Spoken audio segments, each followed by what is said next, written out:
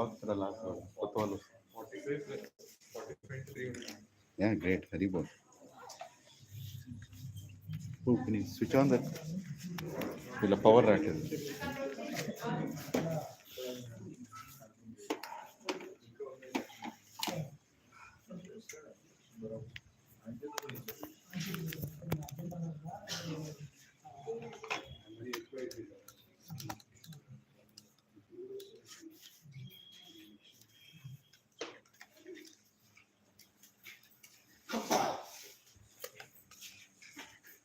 Hare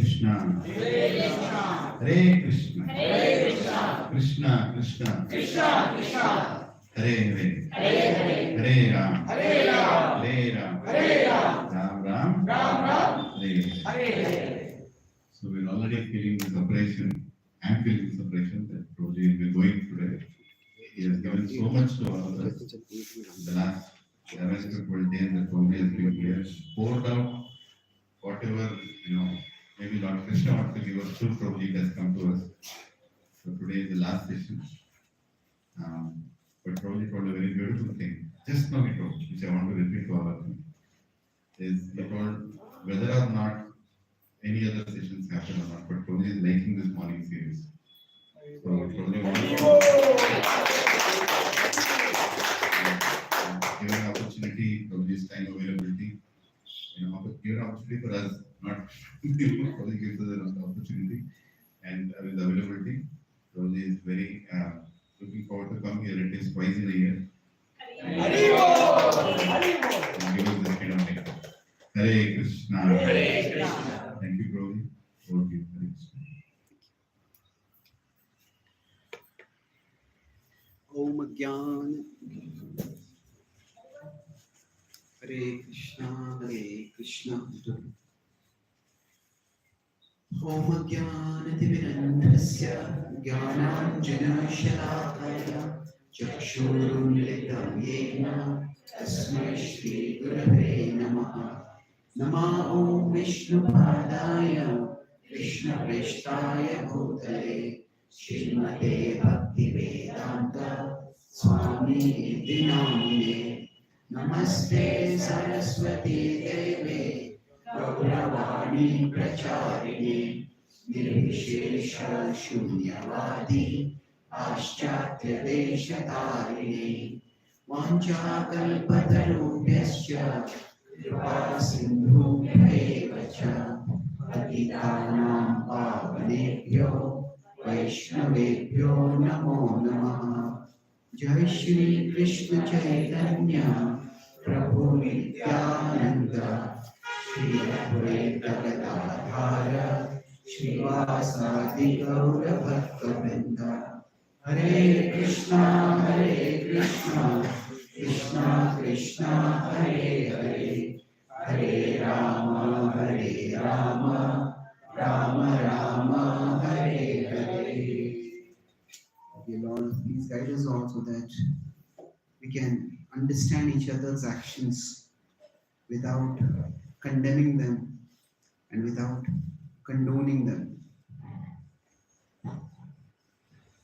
Hare Krishna.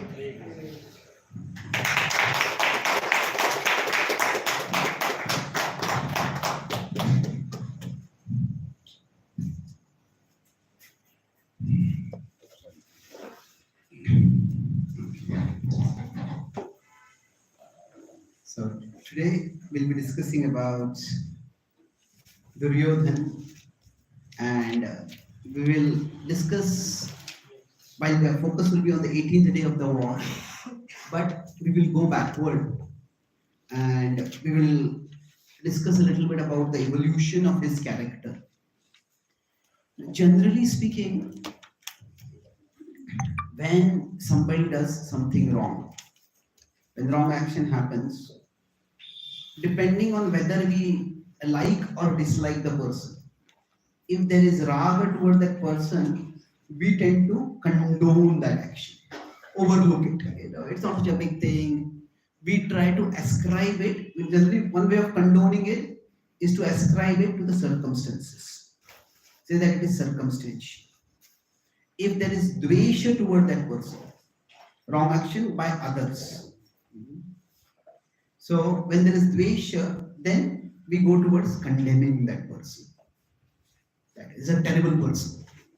And in this case, we assume that the action is intentional, that the person deliberately did it, knowingly did it because they are a bad person. So if we like someone and they suddenly yell at us, or they yell at a third person, and they're very harsh and bit fierce, then if we don't like them, yeah, this person acts like is very gentle and soft, but this is what they are actually. That's how we see it. On the other hand, if we like that person, you say, there must be something going on in their life, because of which they might be under some pressure.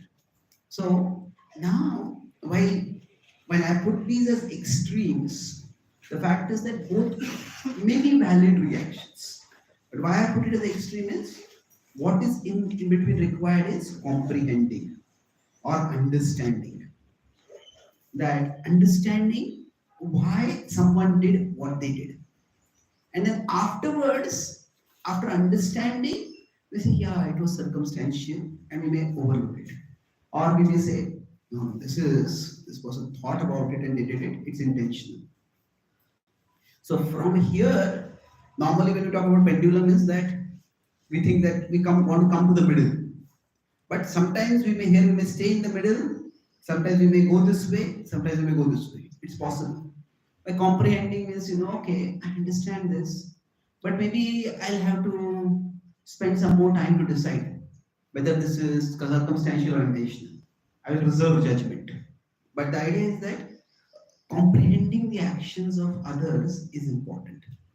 Yesterday, I had started by talking about, are people innately good or innately bad? So I had started by talking about how in the Christian tradition, there is the idea of human nature, in Western philosophy in general. And their idea is that while ultimately we are parts of God, we are all sparks of God, we are made in the image of God, that is their idea. But they say everybody is contaminated by the original sin. So their idea is sin is almost like a genetic defect that is passed down generation to generation to generation. So by birth, everyone is sinful. And then the problem, of course, comes up that if everybody is contaminated by the genetic defect of sinfulness, why are different people having different natures? In spite of their contamination, some people are good and some people are bad. So why this difference? That is difficult for that particular philosophy to explain. Now the leftist idea, as I mentioned, is that people are basically good, but because of social injustice, social exploitation, family conditions, they tend to become bad. Now the Vedic understanding is that when we use the word innate and inborn, now everything innate means like it's almost intrinsic to the person. Inborn means you are born with something. So in the Vedic tradition, these two words are not the same. Inborn, what we are born with, is not necessarily innate to us. Why is that? Because in the 16th chapter of the Bhagavad Gita, Krishna says that the Daiva and Asura Sampad, it is there, Abhijatasya Bharata, that some people are born with a divine nature, some people are born with a demoniac nature. But while they are born with it, if you understand that we have the body, then we have the mind, and then beyond that, there is the soul. So now the body we are born with, the body and mind, both of these can be referred to as inborn. But the soul's characteristic, that is innate.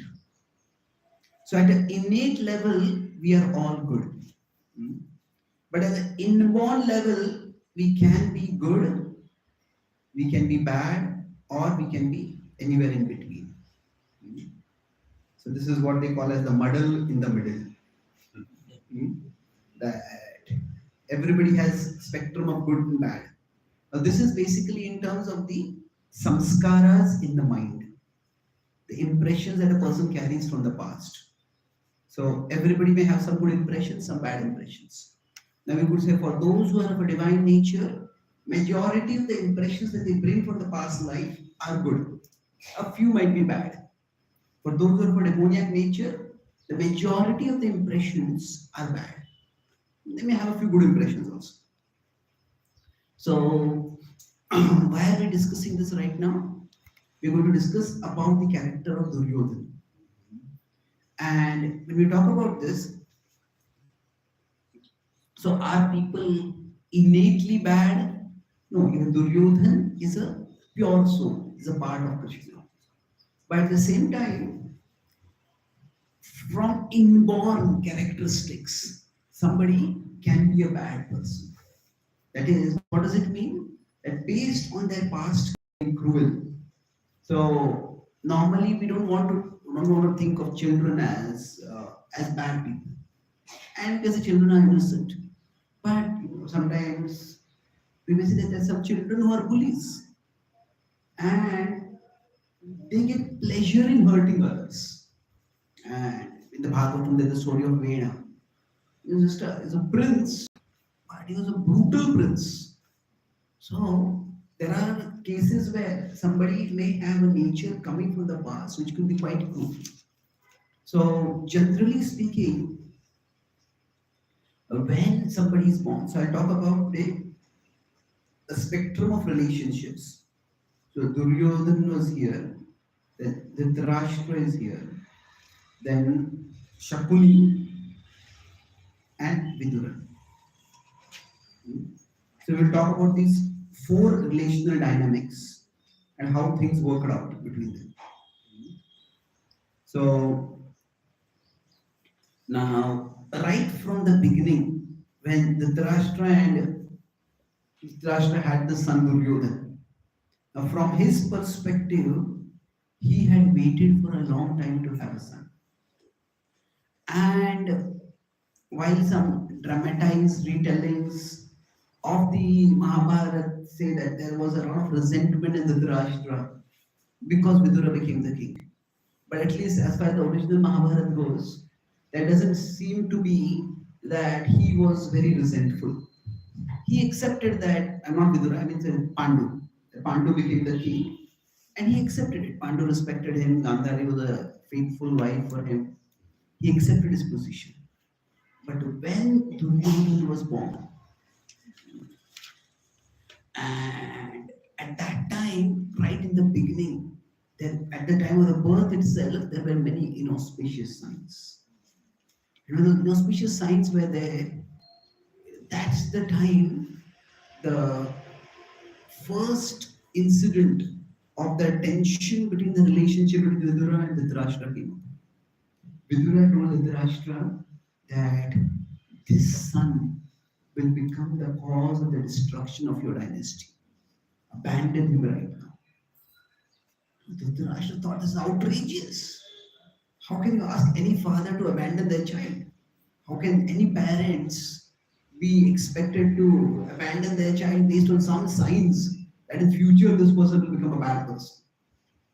Now that's, at one sense, Vidura's request or Vidura's suggestion could seem outrageous. But the point here was that, yeah, of course it was not a pleasant suggestion. And Vidura did not just give that suggestion casually. The point was that Dhritarashtra had 2 roles. He was a father, he was also a king. And now, as a father, naturally he would want to protect his son. But as a king, what it means is that his son is going to become the next king. And he has to consider whether this person will be worthy enough to be the king. So in one sense, that he was calling upon Vidura was calling upon Dhritarashtra that you have to prioritize your duty as a king. And so as a father, he should keep his son with him. But as a king, he abandon his son does not necessarily mean just throw him away in the forest. He or kill him. Certainly not. It could mean that he could have given him to some family and they could have taken care of him. And he could have lived like that. And the Duryodhana would have become whoever would have become. But he would not have had this power which would go to his head and he would not abuse that power. So see what happens is that we all come with certain tendencies. And now the kind of tendencies we come with from the past. So it's like we could say our tendencies from the past disposition, we can say, and the present situation. Now, if the past disposition is positive, that means we have good samskaras, and the present situation is positive, that means the person is also born in a good family.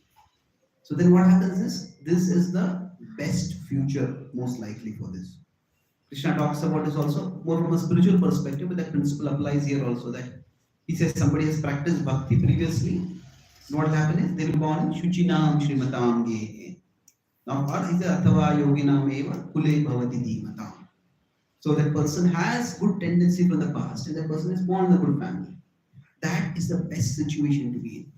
Now somebody has a negative disposition from the past and their present situation is negative. Now by negative what I mean is, it is not necessarily that they are poor and powerless. By positive I mean that it is like there is a virtuous upbringing. That it is not necessarily filled with wealth. Wealth is fine, but the virtuous upbringing. But if the negative situation here would be that if a person has a powerful but non-virtuous upbringing. So negative in the sense that the negative tendencies are likely to be built up. So for example, say somebody has a violent tendency and they are born in a family of the mafia, then that is going to be a deadly combination. So this is like the worst future. Now in many ways, the past disposition that we have, we can't change that. So when we do the Garbhala and Samskar and all those things, the idea is that we want to attract a soul who also has a good disposition. But ultimately, life is unpredictable. We are not meant to condemn people based on their past lives, even our own childhood maybe. So the idea is that we can't control it. But if the past disposition is positive and the present situation is negative, now these two will be incompatible. But it depends. From here, a person could go here. That means they work hard and create a good situation for themselves. Or this will be good, or they could go this way. On the other hand, if somebody's past disposition is negative, so but their present situation is positive.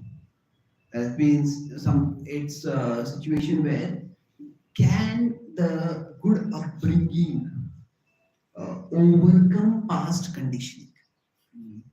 So this is where we don't really know. It is very much possible because it is that the upbringing and the impressions from them are recent, whereas the impressions from the past, they are distant, relatively speaking. So we can always hope and pray that it is possible. But that's why one aspect of parenting is also, it's like when we say karmanneva adhikaraste ma phaleshu kadachana, that do not be attached to the results. It's not just I work in my office and I don't get credit. It's like we are parents for our children, but we are not their controllers. They are individual souls. And sometimes if the children make choices that are radically opposite to the values of the parents, that will be painful for the parents, but that the parents should not take it. It's a personal failure for me. Now, yes, we can always say that we could have done more, But ultimately, it is every soul is on their individual journey. So we can try to get to this situation. This would be good. But sometimes it may go in this direction also. Can you give an example of that? Is Vidura an example? Now I'll come to this. You see now, it's all seem a little abstract. But say if we consider Pandavas, we can consider them eternal associates, or what the Mahabharat, Karma Kanda worldview. With the Karma worldview, it says that the Pandavas were Indras in their previous life, and they were born. So they are from a virtuous background, and they had a virtuous upbringing. So we could put the Pandavas over here. So a virtuous upbringing, a virtuous background, a virtuous background. Now Duryodhan was over here. It described the Mahabharata that actually he was the Daityas and the Danavas, they performed yajna so that they would have a powerful representative on the earth. He would be like their what is the word for it? Their advance agent. And then through him they could penetrate the earth. So while there was an earthly battle between the two branches of a royal family, it was not just an earthly battle. It is also a cosmic battle. So if we have the earth, this is the earth, and we have this battle between, we have the Pandavas on one side and the Kauravas on the other side. So what had happened was that up here there are the Devatas, and here there are the Danavas. So it was the Danavas, the Danavas wanted to come to the earth, and Duryodhan was their front line. And through him, it is described that many of the demons, like Karana was Sahasra Kavacha from a previous life. It was also demon. So the Devatas, they had come in the Pandava family. So it was an earthly battle as well as a cosmic battle. And in this cosmic battle, it is that so Duryodhan, we could say he had a past from which there are certain things happening, which is true. So when this battle was happening, Duryodhan, he was in a situation where he had negative impressions from the past. And now the situation that he got was a situation where it was not that Dhritarashtra was a vicious person, but Dhritarashtra was a weak person. And that weakness was exploited by Duryodhana. So the circumstances are such that, in general, when we say that can the past impressions, if they are negative, can they be checked? See, one way is that there have to be boundaries. Boundaries have to be established by parents, and boundaries, you can say, don't do this. If the child does it, then there have to be some consequences. So Duryodhan, whatever he did, for him there were no consequences. In fact, Dhritarashtra's concern was not to stop Duryodhan from doing something wrong. It was after Duryodhan did something wrong, how to prevent the consequences from him. That was his primary concern. And in many ways, Dhritarashtra is an example of extremely unhealthy parenting. Parenting is meant to bring out the best within the child, but Dhritarashtra's parenting brought out the worst within Duryodhana, unfortunately. So now, when going back to this particular relationship over here, Vidura and Dhritarashtra, so that Vidura told Dhritarashtra, you do not keep Duryodhana with you. Because what is going to happen is, at least he is here, you cannot change the past disposition, but you can get him to a situation where he won't have power. If somebody is evil, somebody is cruel, and somebody has power, then that's a deadly combination. So let him not be the prince. Dhritarashtra absolutely couldn't even entertain the suggestion. Then, as he grew up, over a period of time, he was powerful and he was a leader in many ways. So he grew up. I discussed this briefly in an earlier session that how when the Pandavas came, he was the center, he was the center of attention. But from there, what happened was he suddenly became the not the center but a competitor, one of the two people who might become the next king. So normally in royal families they have the heir. So they have the heir. So Duryodhan was the heir. And in royal families, what happens is that because the succession is important, so they also have a second child whom they call the spare. So,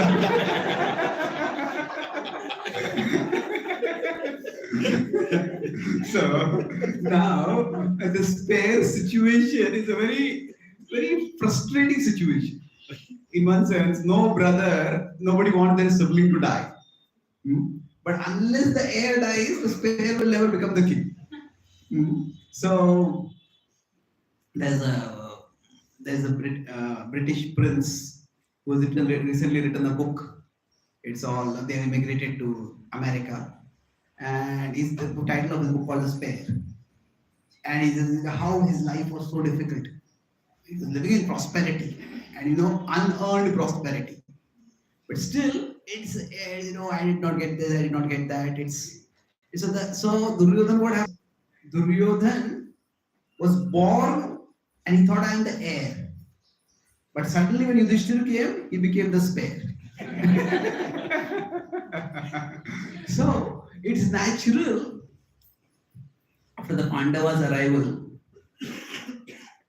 he would naturally feel insecure. He would naturally feel a bit resentful. Now, what happened for him was three things. First was like the attention. Naturally, when any family, a new child comes, attention of everybody goes to new family. So the attention went away from him. But then it was not just the attention. What Duryodhan was a bit entitled. So he was a bit rude. He was not the most courteous person. But the Pandavas had lived in the forest, they had been around sages, Pandu had trained them.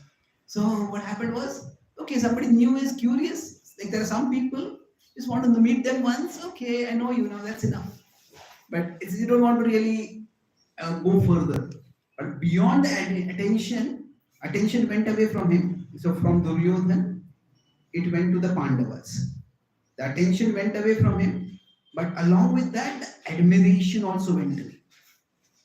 Because what happened was the Pandavas were new, but the Pandavas were also well behaved. So now beyond the admiration, it was okay, you could say maybe they are well behaved. But among them, there was one person who triggered him the most. That was Bhima. Because everybody values certain things. So Duryodhan never really valued good behavior. So it's like, say, if I am a good singer, and say, if I am appreciated, I don't give very good classes as you, but I'm a good singer. And everybody appreciates me as a good singer, and I give some classes also. Somebody else comes, and that person becomes a good singer, is a good speaker. And then that some of the attention that was coming to me goes to that person. Then I feel a little annoyed. But still, singing and speaking are two different fields. But if somebody else comes and they're a better singer than me, then it's not only like you are taking my second serving, you are taking my first serving now, it seems like that. Isn't it? So for him, he was proud of his strength. And when Bhima challenged him in his strength, that became unbearable for him. So while Yudhishthir was the competitor for the throne, there is Duryodhan's animosity was not towards Yudhishthir so much. It was much more towards Bhima. Because he did not really respect Yudhishthir for his good behavior. But he could not deny that Bhima was actually strong and stronger than him. So this animosity started. And now it's understandable that there's a normal feelings will be there like this. If we are good at something and someone else becomes better than us, naturally we feel insecure, we feel a little bad. So in many ways, the character of a person is known primarily, or secondary, one of the big key characters is the boundaries within which we function. That, okay, if somebody is better at a field than what I am, then what do I do? How far am I ready to go to become better than that person? So somebody will say, I'll work very hard and I'll become better singer. But somebody else says that, I will find some secret chemical and when this person is sleeping, I'll give them an injection and permanently paralyze their throat. It's a horrendous thing to do, isn't it? So if somebody does something like that, so in many ways, one of the responsibilities of parenting is boundaries. That how far we all have our desires and we all want to fulfill our desires. But how far do we go in fulfilling our desires? That. So Duryodhana's desire that he be the heir, that's an understandable desire. But for that purpose, what is the boundary that he was ready to use? He was ready to destroy the Pandavas. And now, the first big thing that Duryodhana did was attempt to kill, poison Bhima. So some people say that Duryodhana was a good person, but Shakuni's association spoiled him. Actually, the reality is, Duryodhana was a bad person and Shakuni made him worse. It is that he tried to poison Bhima all on his own. It was not that Shakuni gave him that idea. And at that time, both of them were basically teenagers. And to go about planning something like this, see, whenever there is some wrongdoing, earlier I said, is it circumstantial, is it intentional? So one way to know whenever some wrong is done, is it circumstantial or is it intentional? So there are many different ways to know it, but one of the ways to know it is that how much preparation is required for doing something. If preparation is very little is required, then that is likely that it's circumstantial. But if a lot of preparation is required for something, that cannot be called circumstantial. So, if some guest comes to our house and then we find when they departed some money from our house is missing, then we will find out that, okay, this person stole it. But then we confront them and they tell us that, actually, I had a family emergency and my son was sick and I didn't have any money and I saw you kept your locker open. I couldn't resist. I just took it. I'm sorry, and they will return it. That's one thing. But on the other hand, if somebody earns our trust and then they ask us for various details and then we give them our bank account, we get this, they take this document from here, take that document from there. And if a lot of planning is going in stealing something, then obviously it cannot be circumstantial. It has to be intentional. So, if we consider the killing of Bhima, was it circumstantial?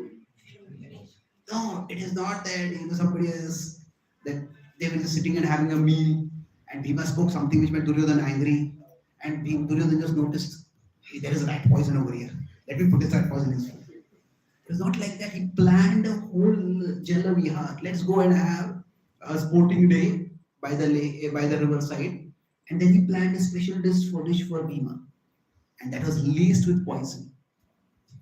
So if we cannot excuse his actions as circumstantial, so in many ways, when we say circumstantial and intentional, the difference is the circumstances they come automatically, whereas intentional means you create the circumstances. You bring the situation so that the action can be done. So when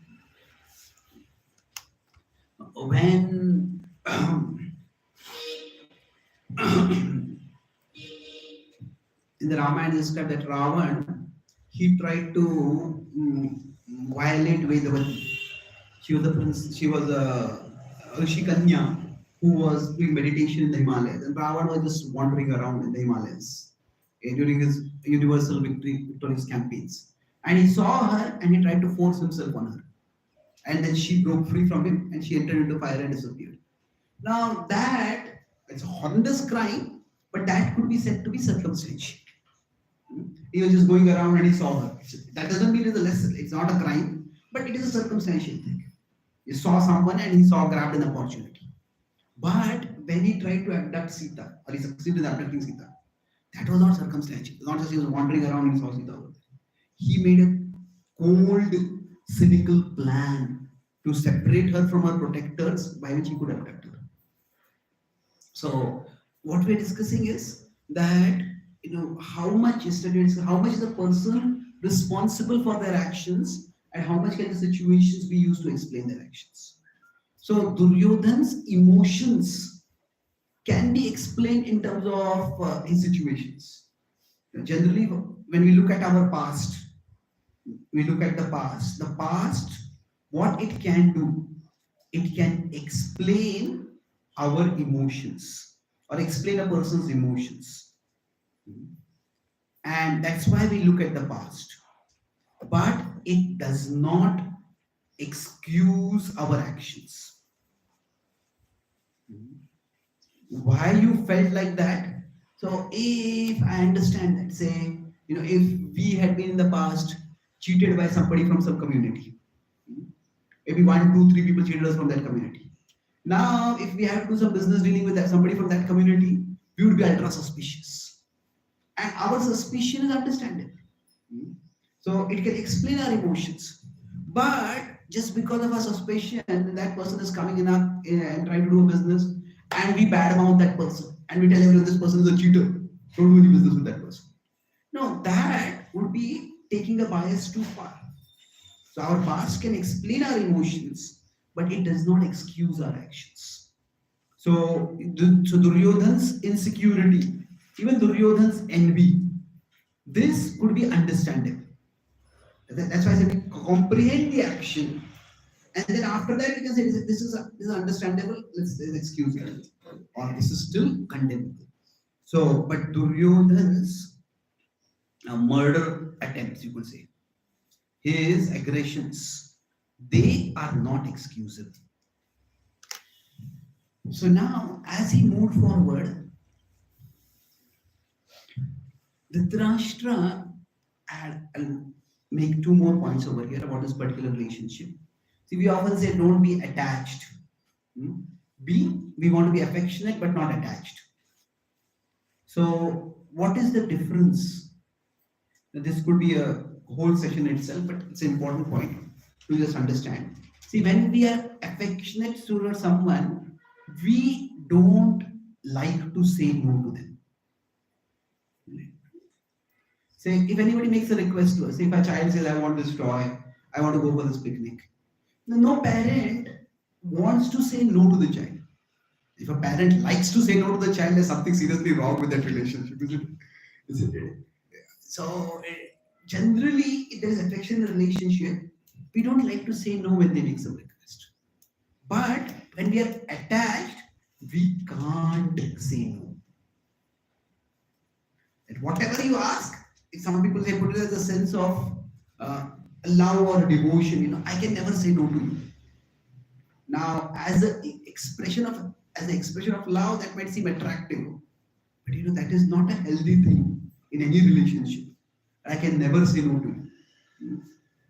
So sometimes what the other person might be asking us is unreasonable, is immoral. So many things are possible. So when the sign of attachment is there, we just can't say no to that person. So now Dhritarashtra's relationship with Duryodhana, where was this? Was it attached or affectionate? Attached. Whatever Duryodhana wanted to do, Dhritarashtra would just never say no to him. Maybe there's a little bit half-hearted, he would oppose. Like everybody, there's a part of him that went against Duryodhana. So similarly, if we consider that Duryodhana was going down and he in many ways dragged Dhritarashtra down. So there are some incidents where Dhritarashtra tried to put his foot down. So when the gambling match happened, and in the gambling match, they tried to dishonor Draupadi, and Draupadi was miraculously saved. So even that did not stop the course of incidents from going on. So they said, okay, if we cannot dishonor her in that way, we will treat her as a maid. And they got a broom and said that she will broom the royal palace in front of us. They somehow wanted to humiliate her. She basically became more like a puppet in the power struggle. She was a means by which the Kauravas wanted to humiliate the Pandavas. So, rape, it can be sometimes a crime of lust, but more often it is a crime of power and pride and ego. Because somebody simply has lust, no, they can go to a prostitute. But you want to overpower someone, dominate someone, exploit someone. Lust is there, but it is much more a sense of ego and pride. So for the Kauravas, yes, they had some attraction toward Draupadi, but it is more like an ego trip by which they were using her to humiliate them. So then, when this happened, now Vidura had been repeatedly opposing. So finally, Vidura said to Dhritarashtra, he said, everywhere I am seeing signs of inauspiciousness.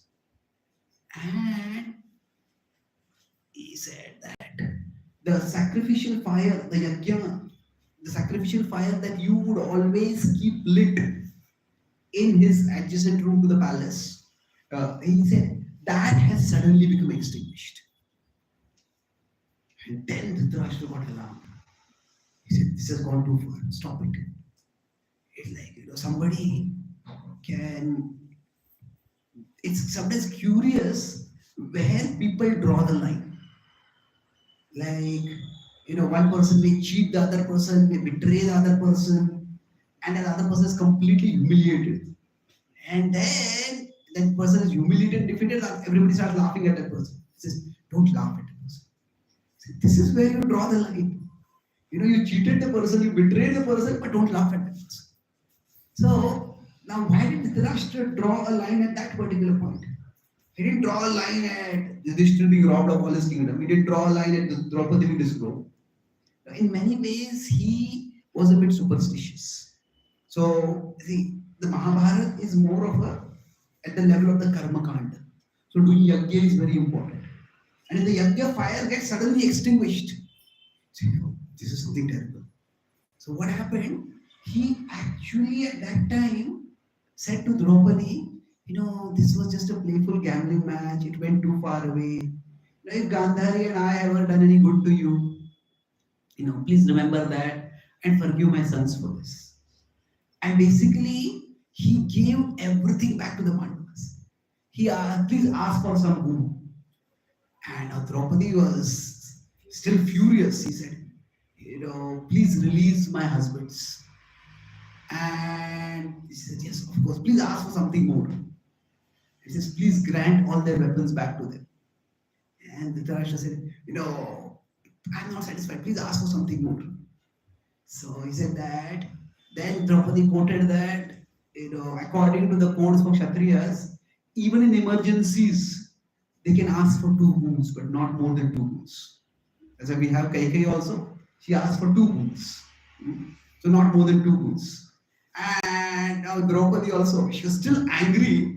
So she couldn't resist, it was like a veiled threat, with my husbands free and with their weapons, they will get everything that they needed. So Dhritarashtra was alarmed and he said, this was just a playful match.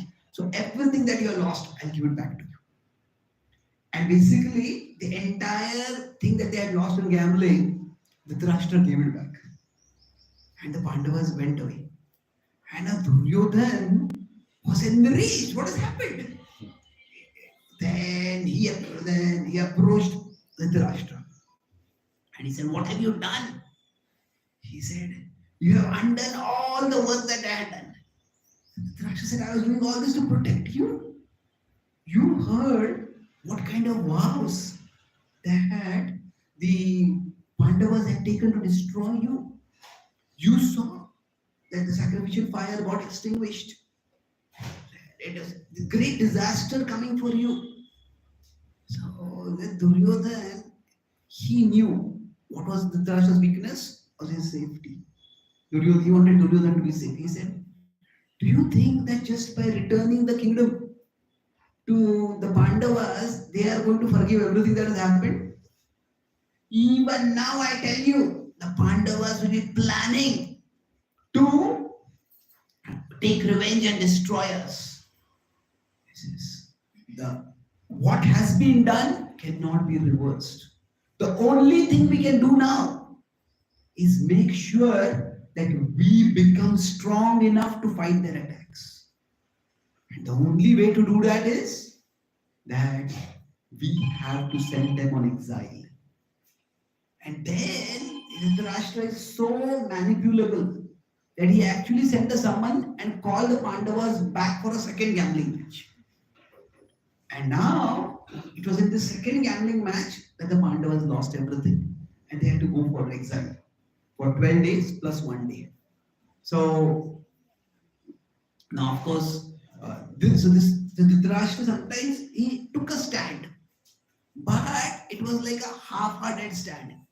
Like a parent can say, "Don't do this. Don't do this, okay?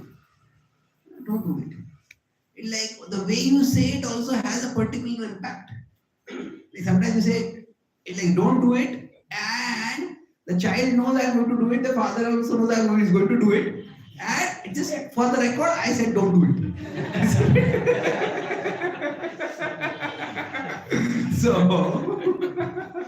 So basically, later on, Dhritarashtra, the Duryodhana was not satisfied. That although they had exiled the Pandavas, Duryodhana was such that he was no longer happy. He thought, I'll be happy, I am prosperous, they are poverty stricken. He says, what is the joy of my prosperity if that does not make my enemies unhappy? And if I don't see their unhappiness. There was this TV previously, Onida TV, that its slogan was owner's pride, neighbor's envy. So it's like, sorry? Neighbor's envy, owner's pride. Same. Yeah. Okay, that's interesting. On neighbor's envy. That comes first and this Okay, what did I say? Owner's envy. No, what did I say? Sequence was upside down. Okay, so what comes first? Neighbors envy. Neighbors Okay, envy. neighbor's envy, owner's pride. Okay. Like Pa Manuspara Yuddhacha. What comes first is important. So the happiness will not come so much by you having the pride of having it, but that your neighbor is envious of it. That will give you more happiness. That's the first thing. Funny part is the complete example is gone. One example, if my neighbors throw dustbin to our house also, I should not abuse him. I should give fruits. Then he will be automatically okay. मेरा बगल वाला कचरा फेंके, मैं भी उनको आदर देके फल दूँ.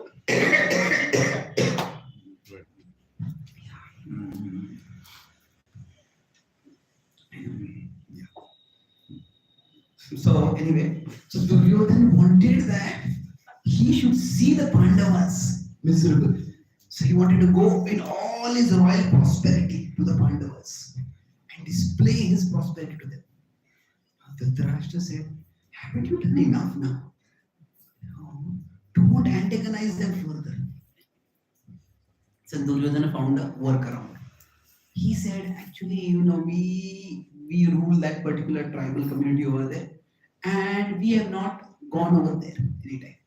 So I want to go there. We have a shepherd community over there. We will examine our sheep stock over there. And he said, but the Pandavas in that area. No, Pandavas on the other side of the river. I'll be on this side of the river. I won't go there at all. So now Dhritarashtra said, okay. Now that okay is that he's going to that side of the river. Is Duryodhana ever going to be able to resist the temptation to brandish his wealth? So he would get into trouble. So it's like Dhritarashtra never took a strong stand, even when he could have. And then, especially Shakuni, so after Bhima was killed, so I'm talking about how Dhritarashtra stood up for some time, but not for very long. It was very, very brief. But when Shakuni came into Duryodhana's life, now what happened with Shakuni is that when Bhishma came to ask for the hands of the Gandhar princess for the Kuru kingdom, so the Gandhar king was very happy, Shakuni was very happy. But then, at that time, Bhishma thought that Dhritarashtra is the elder son and Pandu is the younger son.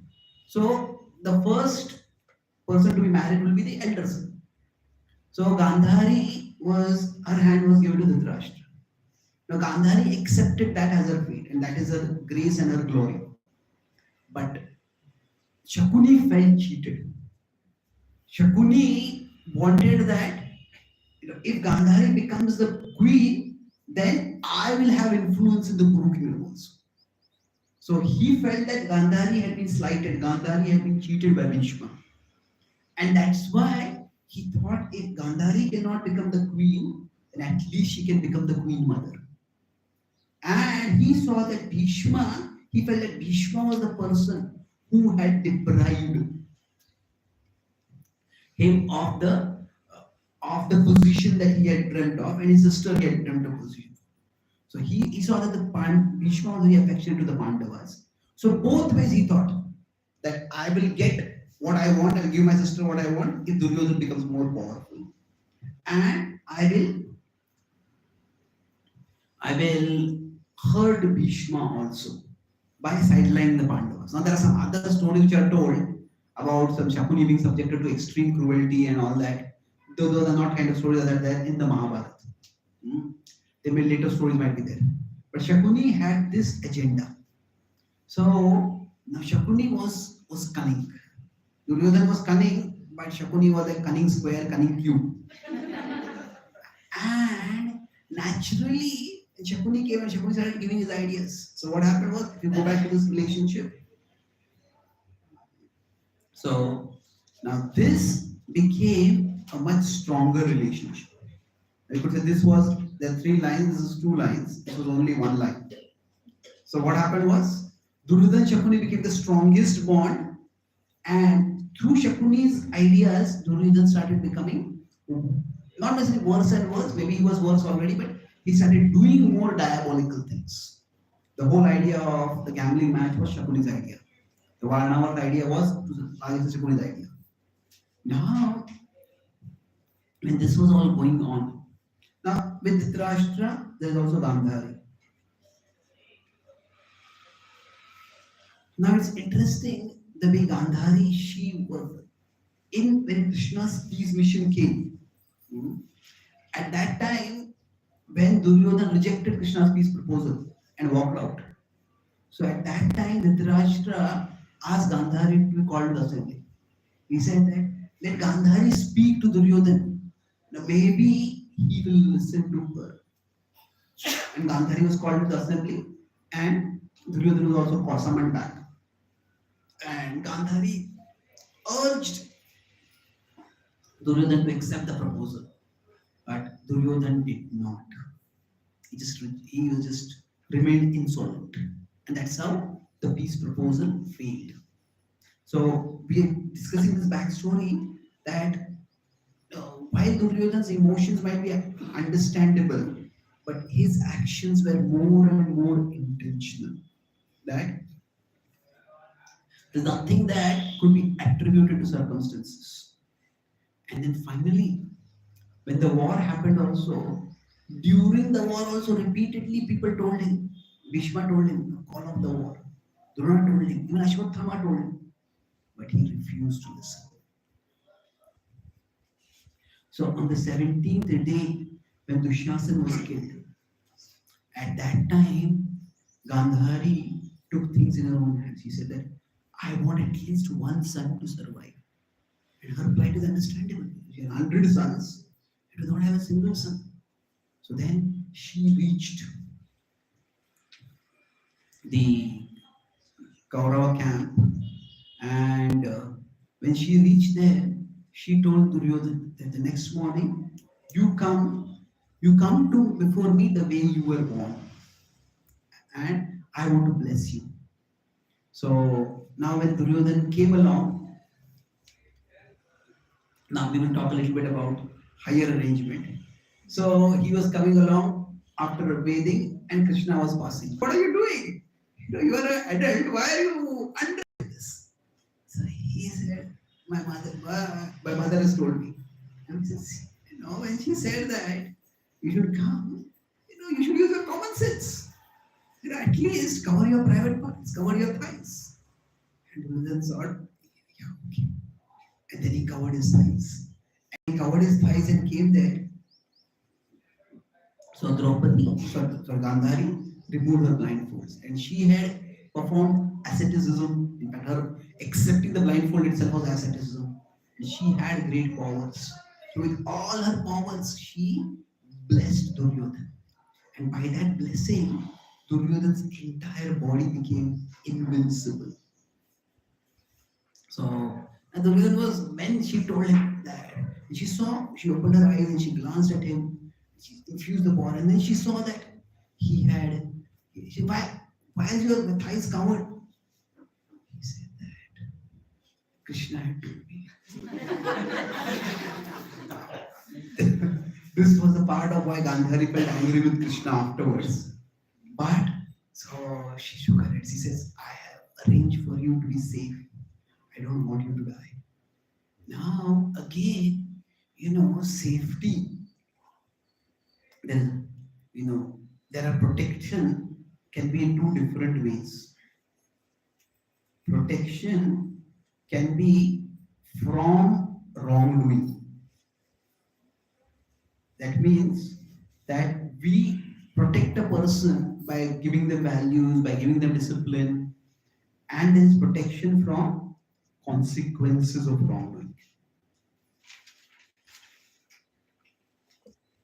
So now naturally, if somebody is under our protection, say if it's our child, then naturally we want to protect them from any and every danger. Say if a child has just learned driving and they get a speeding ticket and they find heavily and they have to go to jail. They say, no, I don't want to go to jail. Whatever is the fine, I will pay. They may not have the money to pay the fine, of course, but we will pay for it. That's just natural. Even if somebody drinks and drives, you say, no, please excuse it, we'll go to the police, we'll do this, we'll do that. We will put our own credibility on stake to protect them. But if what we do keeps making things, lets them or becomes their excuse or reason for doing things more and more, worse and worse, thinking that, oh, my parents will always bail me out, or this person will always protect me, then that is dangerous. There are alcoholics, and there are what they call as enablers of alcoholics.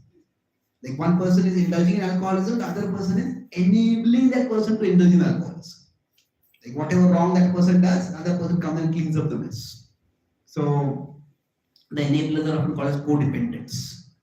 So now, often if the enablers don't stop and the person keeps succumbing to alcoholism. So Gandhari had come here.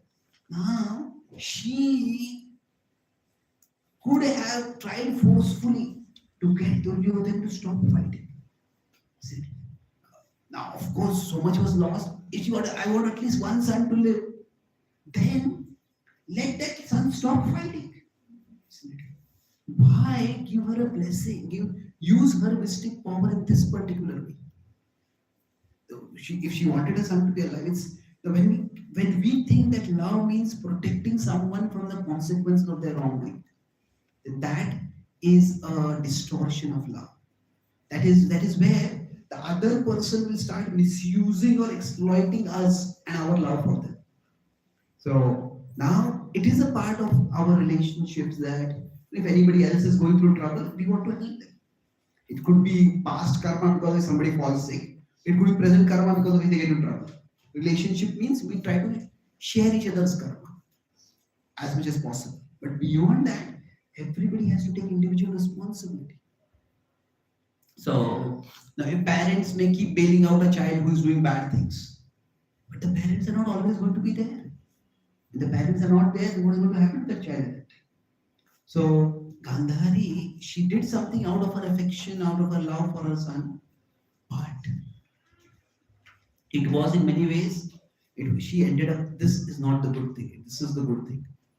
So now the next day, on the 18th day, Shalya became the commander. Karna was killed on the 17th day. And when he became the commander, he fought heroically. This was the day when Yudhishthir came into his prime, and Yudhishthir killed Shalya. Then Shakuni was killed by Sahadev.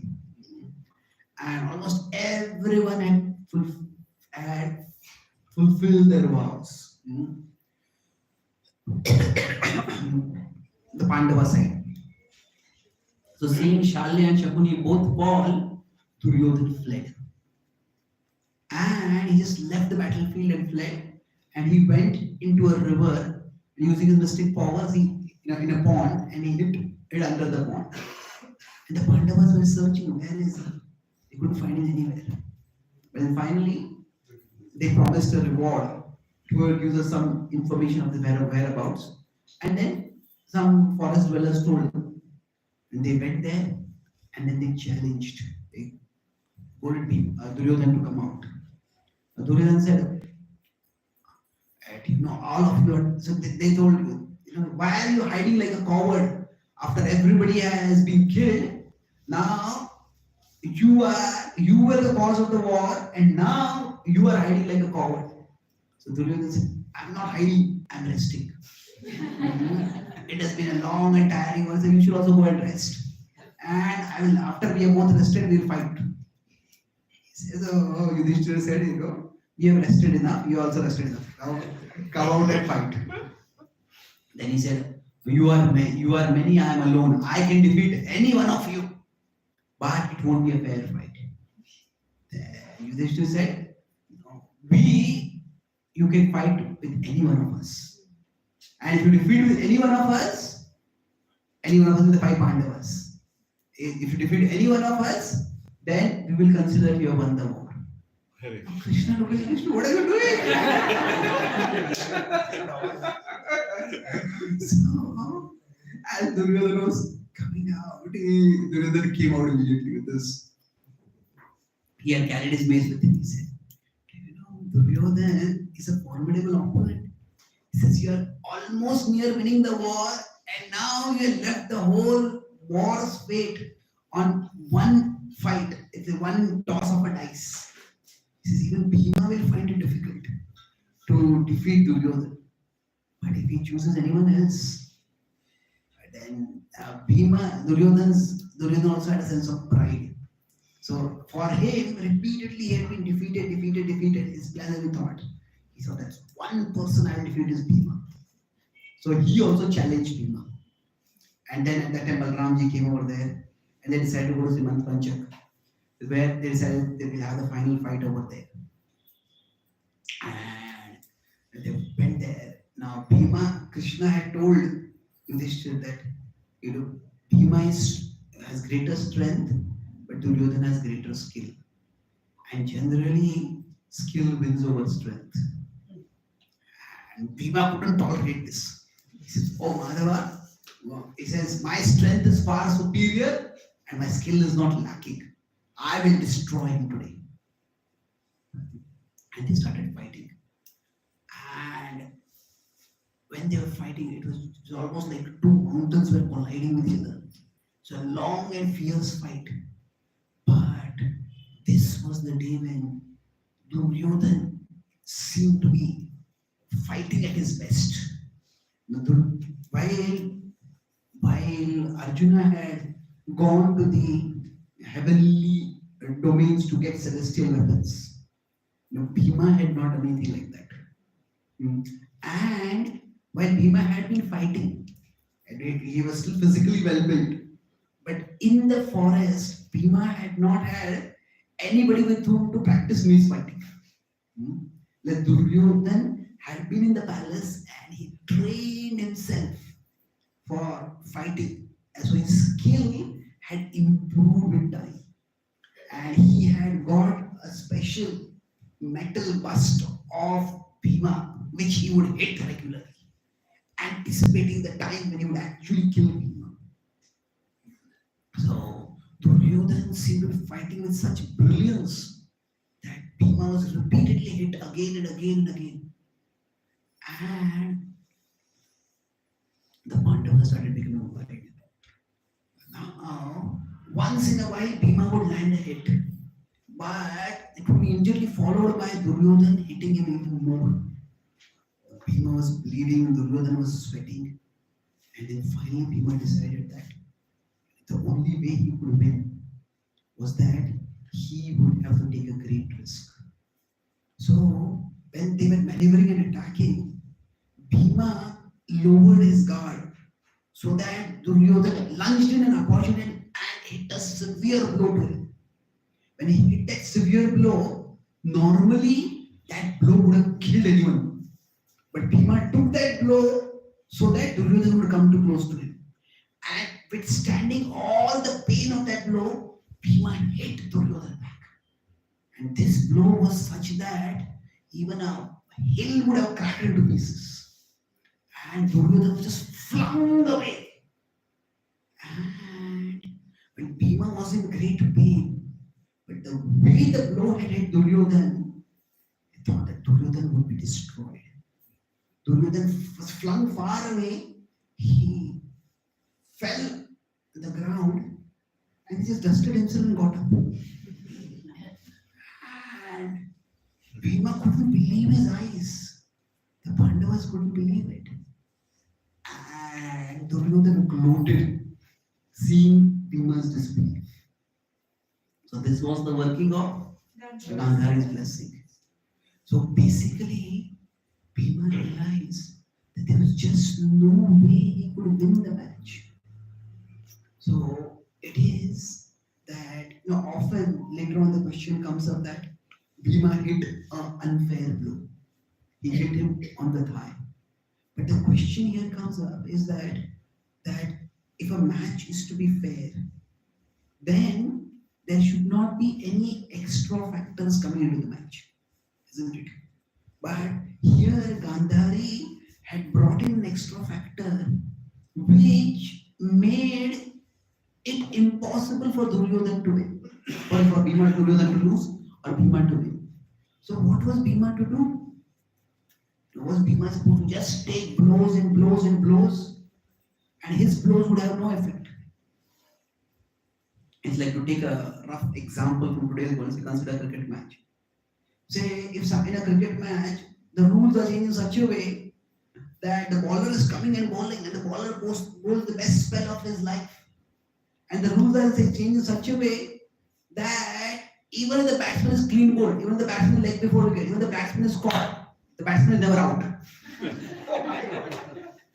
What is the bowler supposed to do then? The bowler is laboring again and again and again to come and run, and whatever the bowler does, the batsman is not going to get out of it. So, at this point, it's like, is the bowler supposed to just be beaten up and battered by the batsman? So, Bhima, later on, Krishna, when Balaram gets very angry, Krishna says there was no other way to win this match. So yes, what Bhima did was wrong. But so in such a situation, if the bowler is batting, no bowler is bowling, and no matter what I do, I just cannot get this batsman out. So the bowler may decide, what I'm going to do is body line. Body line is just throw the ball at the batsman, injure the batsman. So the batsman doesn't get out, the batsman gets retired. So if some way things are rigged against us, we have to somehow get a leverage back. So Bhima just had no option over there. What was he going to do from it? This is the fight he has prepared for throughout his life. And the other person, like we discussed the difference between tricking and cheating, isn't it? So when Narasimhadev came and killed Hiranyakashipu, the Hiranyakashipu had made all these plans.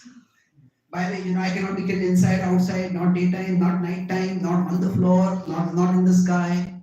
All these conditions he had come. So now if all those conditions were to be honored, then he would never be killed. And he would keep killing people. So what happened is that Narasimhadev found a loophole. So when Krishna says, Dyutam Chaleta Masmi, Krishna says, among cheaters I am the gambler. One meaning is that, Krishna is the ultimate loophole finder.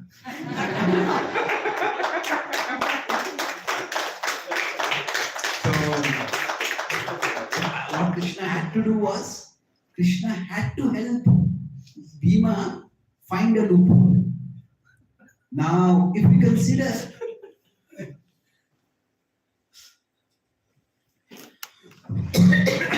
what Narasimhadev did in killing Hiranyakashipu, was that wrong? Well, the conditions were honored, but he killed still. So now, if that is the loophole that is available, that is the only loophole that has to be used.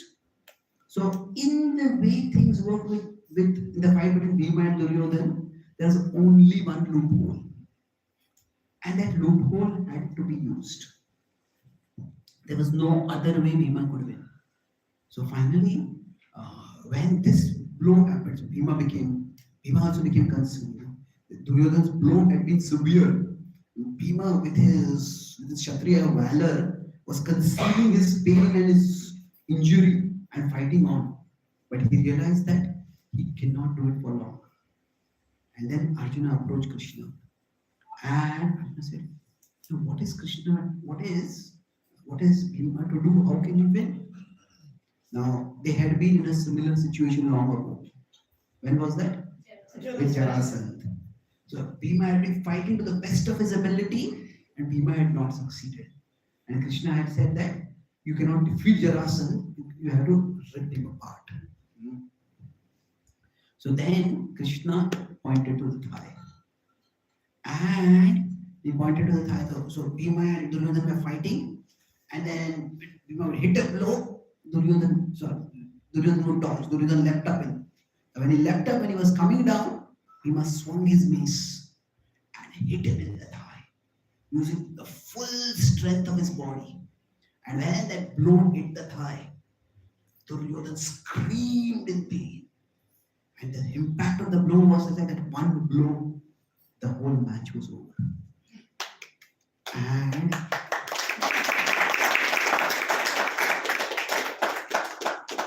now when this happened, Duryodhana fell down.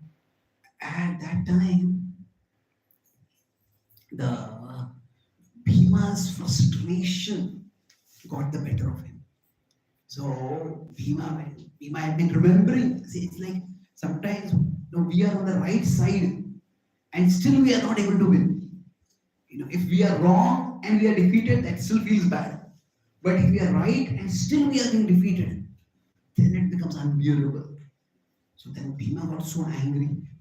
When Duryodhana had fallen down, Bhima went and he put his foot on Duryodhana's head. He said, today you have met the new end for all the atrocities that you did. Today, Draupadi is revenged. Now this was something which is not to be done. Later on, we see that, or not before only. See, Bhima was also conscious when Hanumanji was coming as a monkey.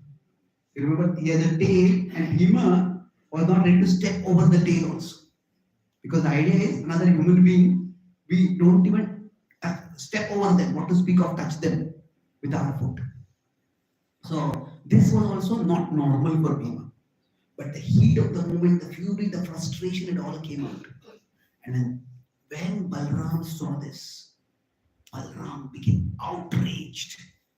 He said, this wicked Bhima not only has killed him with an unfair blow, but now he has no sense of Kshatriya dignity. He deserves to be killed. And Bhima started charging towards Bhima. And at that time, Krishna got to come in. Krishna introduced Krishna called Balram. And Krishna said to Balram that, the Pandavas are our relatives. Subhadra is married to them. The Pandavas' enemy is our enemy. And the Pandavas have performed, the Kauravas had done great atrocities. And this was the only way the Pandavas could have won. So I don't think Bhima has done anything wrong. So now Balram just laughed dryly and he said, Krishna, you can persuade anyone with whatever you say. But I am not convinced.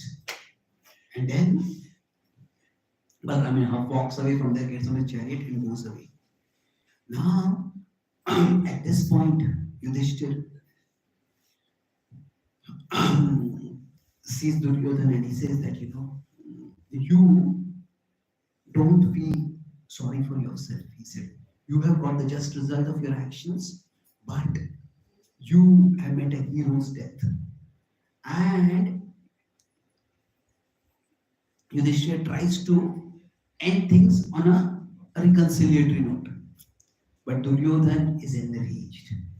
And Duryodhana says that, you would not have succeeded in killing me if you had not chosen to be unfair. And he says, don't think, he turns towards Krishna. He says, don't think I didn't notice.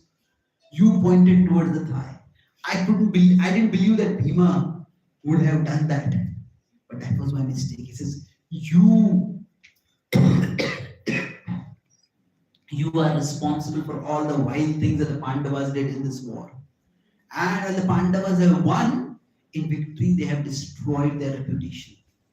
And he says, I will die heroically as a warrior who fought till the death. And Bhima's reputation will be stained forever for one who won by cheating. Now Bhima felt so angry, he wanted to kick Duryodhana again. Yudhishthira says, stop, enough now. And then the Pandavas walked away from there. Now here, the way the victory happened, one of the things over here, like we discussed, with the cunning, we have to be cunning. So, could Krishna have arranged for Bhima to win in some other way? Maybe, maybe not. Like I discussed with Karna also, if you see in the immediate context, like, was it unfair? So, immediate context, yes, it was definitely unfair. But if we look at the bigger context, it is bigger and fairly unfair. Okay. This bigger context is, if you consider immediate, in terms of the blow, it was wrong. But in terms of the fight itself, there was no alternative. Isn't it? That what is a person supposed to do? This is the final fight. And is there any alternative? So it's like, say, suppose the opposite side has a nuclear weapon. And that nuclear weapon is operated by one particular scientist. Only that person knows how to operate it. And that nuclear weapon is going to destroy us. You cannot do anything against the nuclear weapon. You have to go on. The scientist has prepared that. So sometimes the nature of the world is that to pursue a good end, we have to make them a less than a good choice. Now, if we look at the bigger picture, in terms of the entire relationship, what Duryodhana did was, he had done far more horrendous things. So, at least this was an unfair attack on a warrior during a fight. But what the Kauravas had done was, they had attacked the Pandavas in the dark. They had tried to kill, Duryodhana had tried to kill Bhima. You could say at least this blow was unfair. But one of the most obnoxious actions, most reprehensible actions is that you invite somebody as a guest to your home and then you harm them. So it's like Atithi Devo Bhava, it's like hospitality. Even if an enemy comes to your house, they are a guest, they have to be treated properly. So Duryodhana had arranged the Jalvihar festival and had tried to kill Bhima at that time.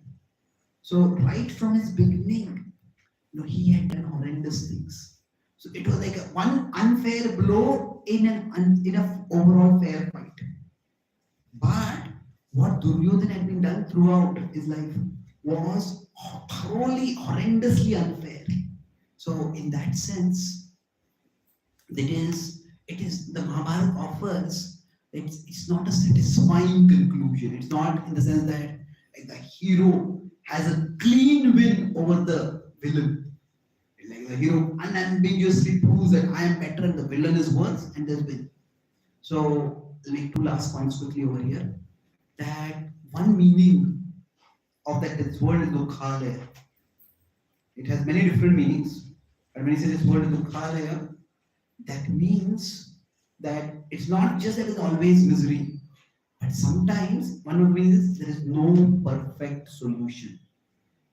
That sometimes life puts us into no perfect solution. So then what do we have to do? We have to choose the most the most tolerable trade-off, or the least intolerable trade-off. Trade-off means that we lose one thing and we gain things, like a compromise. So sometimes in life we can get a perfect solution, but sometimes we just don't, and we have to settle for this. And this whole problem is solved in this particular way, but sometimes it's not possible. And okay, I have to give up something which is not good, but I have to give up something which is not good for the greater good. So in one sense, to establish the rule of virtue, the Pandavas had to sacrifice on their reputation of virtue. So there is the rule of virtue that Krishna considered to be more important than the reputation of virtue. So in this world, sometimes there are no easy decisions possible, or no perfect solutions possible. You just can't do anything about it. When and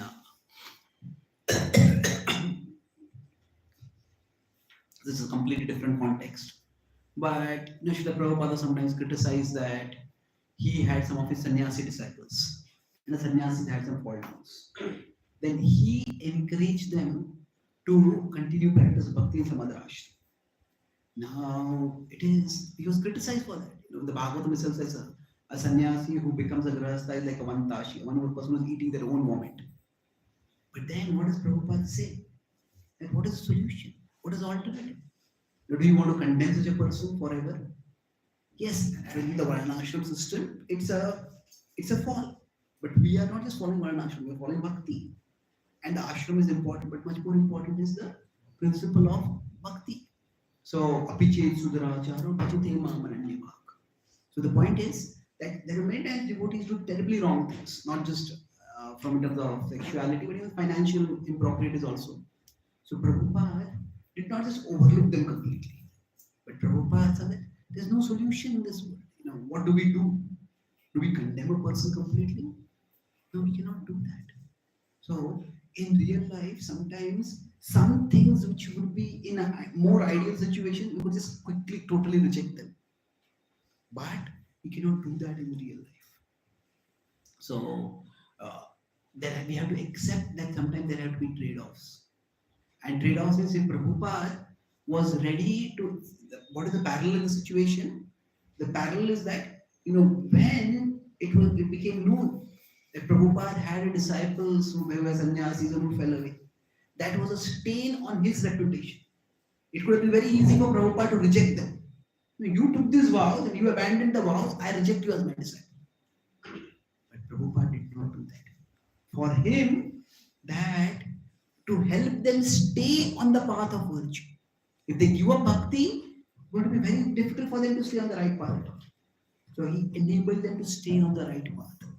So it's by no means an ideal situation, but that's how life is.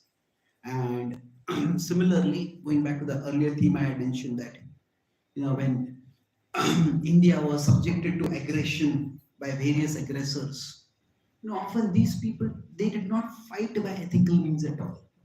So they did not fight by ethical means.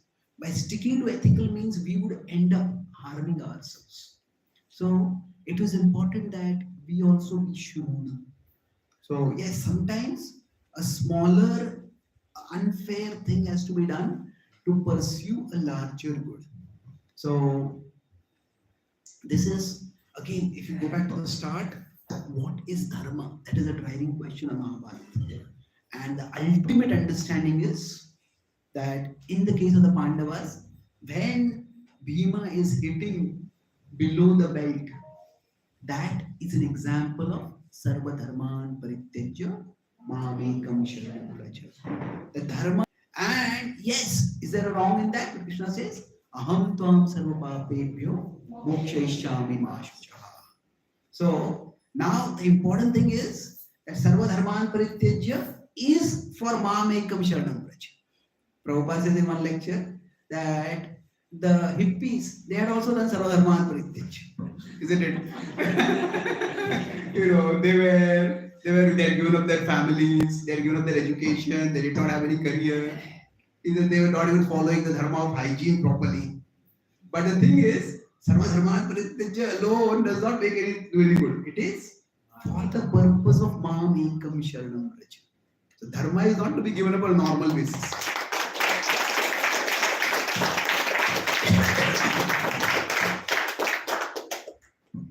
There's one Gita translator. I was in America. That he said that it was a Gita Jayanti program, and there's a general Hindu program that was there. So the kids were reciting the Gita verses, and when they were reciting, they came to this verse, and they recited it as Sarva Adharman Parityajya Mamekam Sharanam Vraja. So they, after the program, I asked, where is Adharman Parityajya? So he showed me some Bhagavad Gita.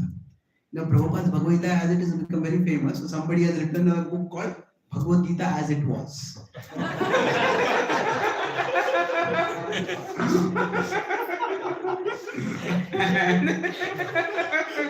His theory is, he says Krishna has come to establish dharma.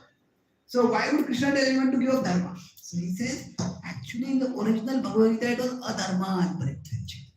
But somebody, while doing the Pathantar means in the past there were manuscripts and you would have to rewrite the manuscripts. So somebody forgot to put the and now we are putting back the that was lost. That's why Bhagavad Gita as it was. I said this is not Bhagavad Gita as it was, it's an illusion as it was, as it is, and as it will be. So the thing is, the Gita begins with Arjuna's question. Pruchhami tvam dharma sambudha chetaha. So if say we go to a new country and we ask someone, what are the traffic rules for driving over here? Then that person doesn't have to say, don't break the traffic rules. You don't have to tell a person who is asking what are the traffic rules, it has to be told what are the rules, not don't break the rules. Isn't it? When Arjuna is asking what is dharma, Krishna doesn't have to tell the whole Bhagavad Gita and his conclusion is don't do a dharma. A dharma was not an option for Arjuna only. Wow. So that dharma has multiple levels. That this is this is a very beautiful point of conclusion over here. Okay, I'm not saying my point is beautiful, but that rather while this can seem very unethical or immoral, see, you remember I mentioned in the Kuru assembly, in the Draupadi gambling incident, everybody ended up choosing Upadharma. Bhishma chose Upadharma, even the Pandavas chose an Upadharma.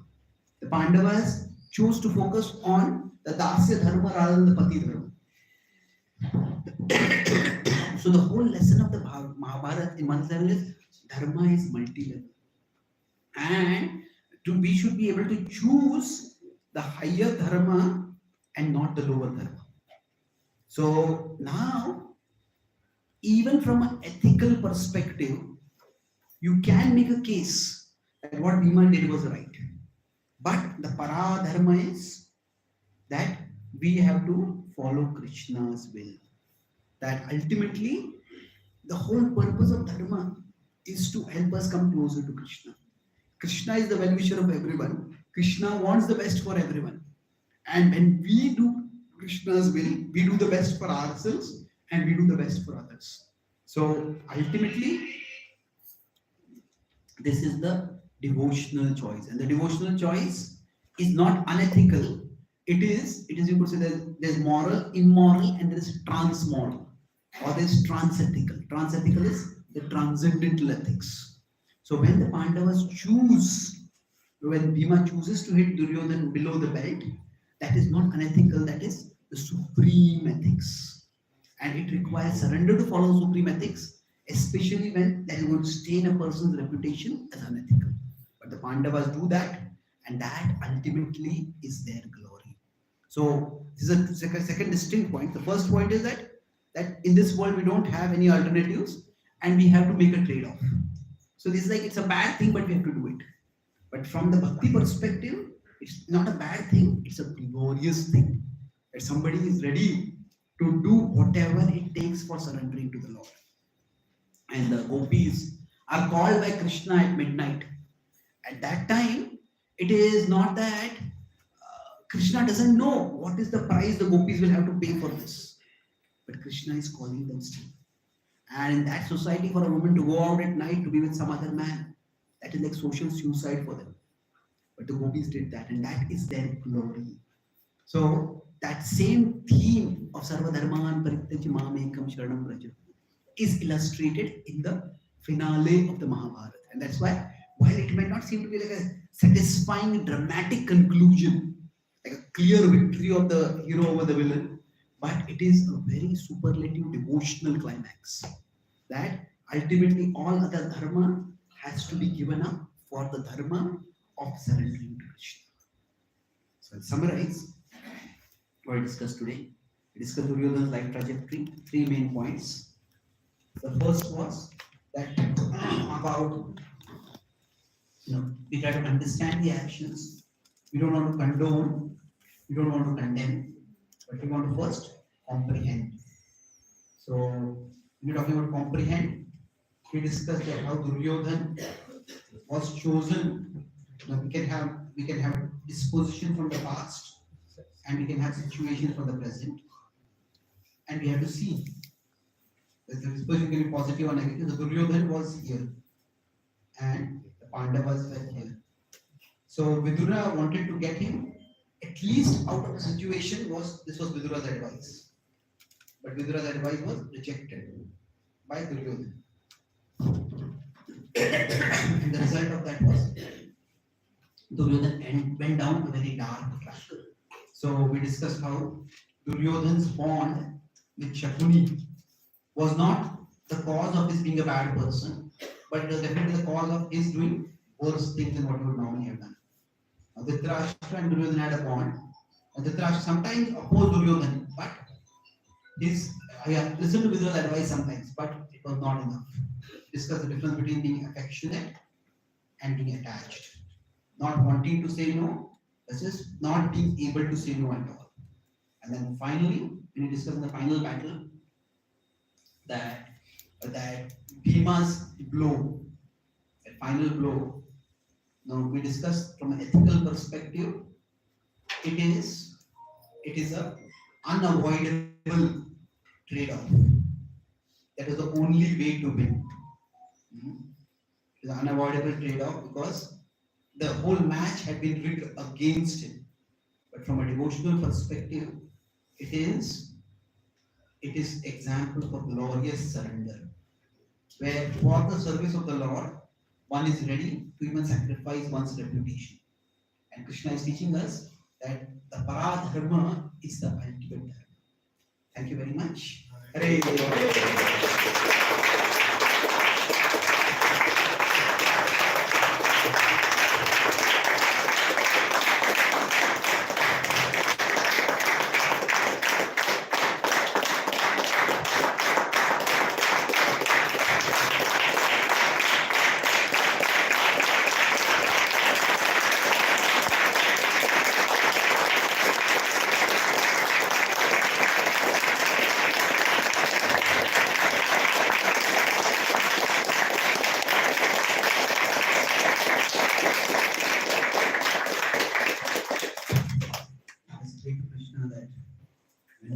difficult situations, we can choose, we can guide it to the right thing. That we don't neglect dharma whimsically. We try to follow dharma, but then we don't let dharma come in the way of paradharma for us.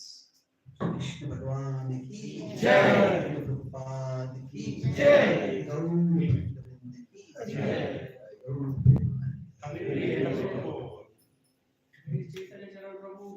Hare Krishna. So, one of the ways we can thank Prabhuji for what he has done is actually, deeply, heartfully doing the same prayer that we do every morning. Vancha, Prabhupescha, Hitana, Bhavebhyo, Vaishnavebhyo, Namo Namah. Ananta Koti Vaishnavanta ki jai. I was thinking how to even reciprocate to what just happened, because it was not just a series of lectures.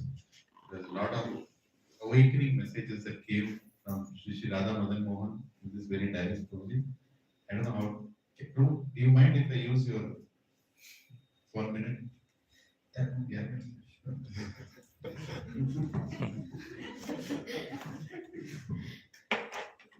Never done it before. So Let's see if it's a dharma. we are here. So we are here. And this is the material world. This is spiritual world. Okay. So here is Krishna. I'm happy to have infected you.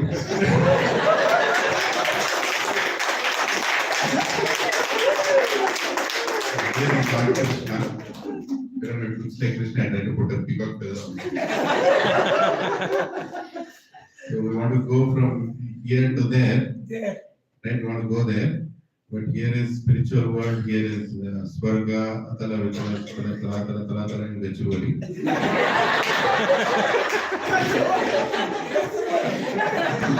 Here, Prabhuji has to take us all the way to there. So you can go next. So we can put this here. And then we want to go close to Krishna, but we need purity to go to Krishna. I'm trying the best, Prabhuji. So to go till here, I am following. now we need a divine intervention in the form of some special mercy coming here, because this C, this P, and this P is special, CCP. So this is CCP coming all the way here.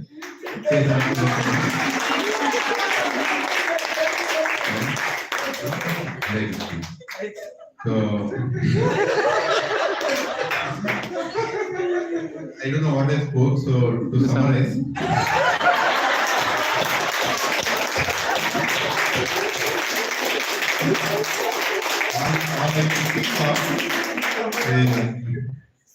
We love you.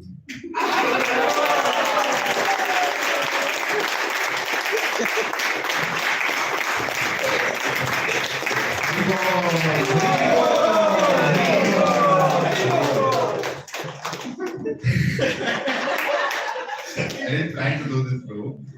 It's an emotional climax. Now Prabhuji will never forget Gachibowli. Chaitanya Charan Prabhu is going, but Nityananda Charan is coming next week. In the form of Nityananda Trayadashi. And today also happens to be the appearance day of Advaita Acharya. Right? So there is appearance, there is also a little disappearance, temporary disappearance. Prabhuji is going from here. Prabhuji, not for the sake of saying, but if any inconveniences or any troubles you might have faced while during your stay here, please let us know. We'll try to work on it, improve it. But most importantly, you attracted so many of us to come here every morning. And it's like a beautiful template of how to start a day. So our lives have become so complicated that we can't continue this for too long. Our bosses also put some dharma, and we have sarva dharma. We have done that to come here. But I really appreciate the sacrifices made by every single devotee here. to make this happen. And I wish the same spirit continues and we benefit from these kind of sessions more and more. Today morning I was hearing Prabhupada's morning walk in Vrindavan when he was talking about establishing Varnashrama College. Just today morning, I'll send you the link if you want. And it's a 40 minutes morning walk. And Prabhupada like 200 times in that 40 minutes told rascal. Without counting. So much Prabhupada is trying to tell what the society needs to change, what ISKCON has to give. And one beautiful thing Prabhupada said there is Mahabharat has to be taught to everybody. He told that in it. He told Mahabharat has to be taught to everybody. The world can be taught through these great epics, Mahabharat, Ramayana, and he said that is the syllabus of Varnashram College. He doing the series here was not about this some storytelling or anything. It was following the vision of Srila Prabhupada that Mahabharat has to be taught in a way that we all can apply in our lives, and elevate ourselves. Srila Prabhupada ki jai. Chaitanya Charan Prabhu ki jai. Thy Lord Premanande. The final word.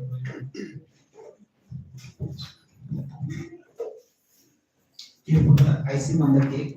I don't know whether I have given the icing. It's wonderful being here, and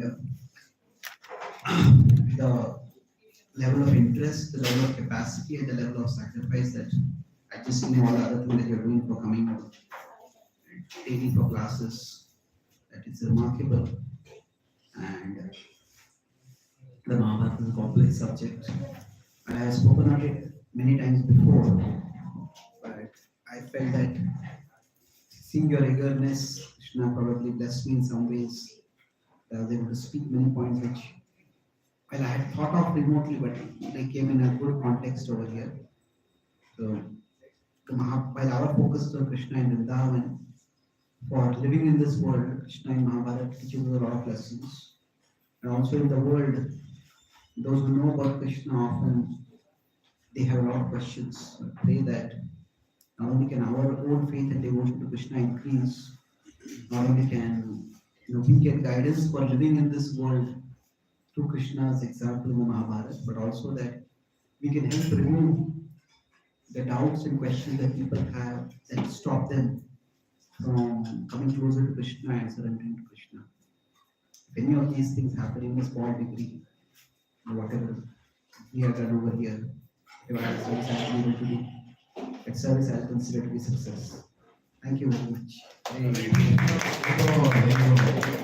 like to take the opportunity of thanking Jyotsna Mataji. Jyotsna Mataji is right there, and she is taking care of the prasadam needs of Prabhuji while Prabhuji was traveling and going. Let us thank her with 3 loud Haribol. Haribol! Haribol! Haribol! And also Surbi Mataji for making sure that there is good commute available for Prabhuji as Prabhuji is here going program to program.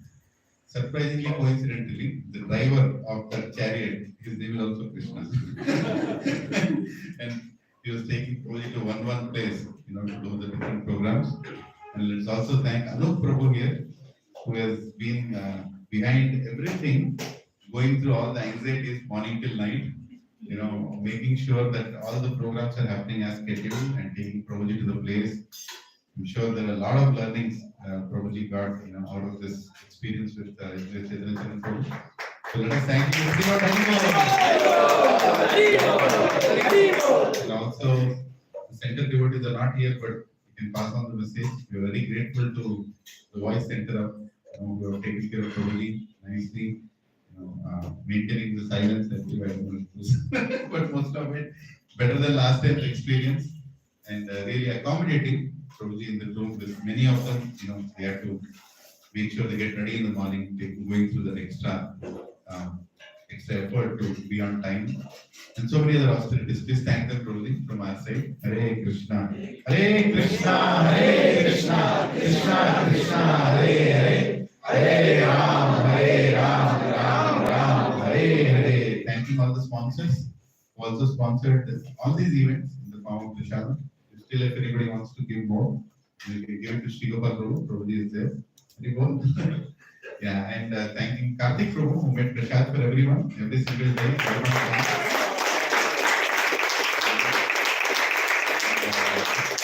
Today is Shwetacharya's appearance day, and all of us are fasting till 12. So you can pack your prasad from there and take it to your respective offices. According to health, go and do the fast. Hare Krishna. That also.